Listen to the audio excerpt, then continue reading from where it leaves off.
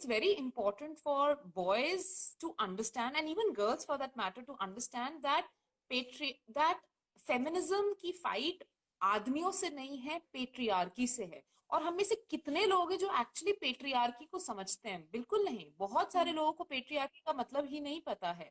सो patriarchy जो है, जो कि विमेन को लेसर समझता है over main, is something is going to dehumanize, and you're going to use the word that Kamala Bhasin uses, dehumanizes men and women as well. So I'm going to be focusing more on how it dehumanizes men.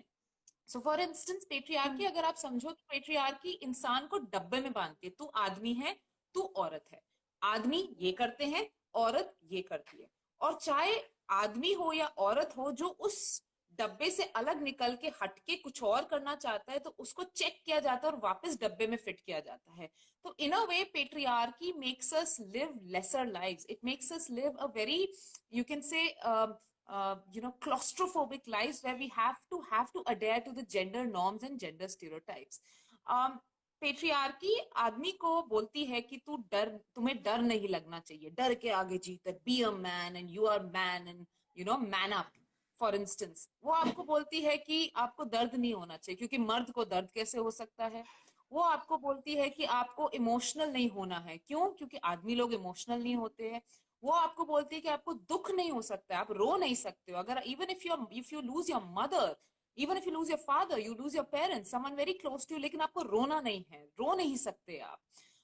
It tells you that you have to be the protective person in your family. You have to be the person, providing person in your family.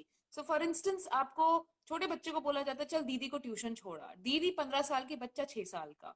सो क्यों भेजा जा रहा है? क्या वो चौकीदार है? क्या वो स्पाई है, जासूस है? किस लिए भेजा जा रहा है? The other day someone lost their father. The daughter is 25-year-old and the boy is 15-year-old. लेकिन बॉय को बोला जाता है कि अब तेरे को संभालना है अपनी माँ को और अपनी बहन को, because you are the head of the family. So ये role, this responsibility, do is everyone actually prepared for it? Do they have a choice in it that नहीं, मेरे को ये रोल रिस्पॉन्सिबिलिटी की बहन के लिए लड़का ढूंढना है, दहेज इकट्ठा करना है, माँ की दवाई। अगर if women are educated and liberated and empowered, then men will be free to pursue what they want to do rather than be restricted to these gender roles. And then again, as a parent, you cannot express प्यार नहीं दिखा सकते, love नहीं दिखा सकते, किस नहीं कर सकते आप अपने लड़के को या अपनी लड़की को, क्योंकि तुम आदमी हो, तुम फादर हो। Fathers are supposed to hold their emotions. Fathers are not supposed to be vulnerable. Like I was just reading today how this man had shared something that when I was 5-year-old, my father said, okay, अब तुम बड़े हो गए हो, अब हम हग नहीं कर सकते, अब हम प्यार नहीं कर सकते। And he said, at 44 के बाद 40 years पे मैंने अपने father को actually hug किया।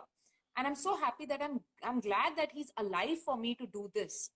So this not being able to be a nurturing parent, the patriarchy takes that away from you.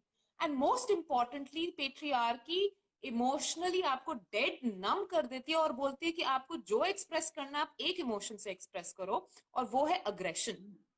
गुस्सा आप कितना मर्जी दिखा सकते हो, वो आपको दुख नहीं दिखाना, दर्द नहीं दिखाना, लेकिन आप गुस्सा कितना मर्जी दिखा सकते हो। So therefore you will see a lot of road rage cases, a lot of ragging cases, everything where men do not know how to communicate about discomfort, about what they like, what they don't like. And every time they end up fighting, every time they end up showing aggression, verbal or physical for that matter.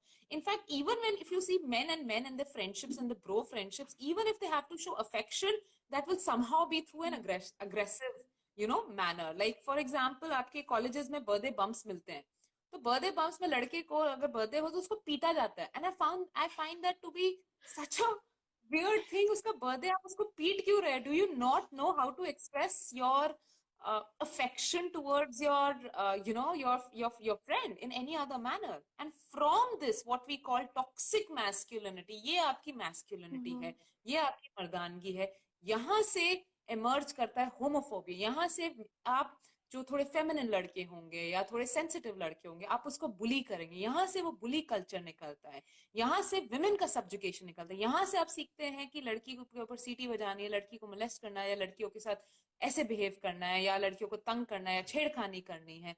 So this emotional castration is something that you आपको colourful कपड़े नहीं पहने आते, आपने pink पहन लिए आप लड़की हो, आपने ब्राइट कुछ कलर पहन लिया आप लड़की हो। इतनी डल आपकी लाइफ कर दी है पेट्रियार्की ने। सो इमोशनल कैस्ट्रेशन से फिर निकलता है एडिक्शंस आती हैं। एडिक्शंस कैसे?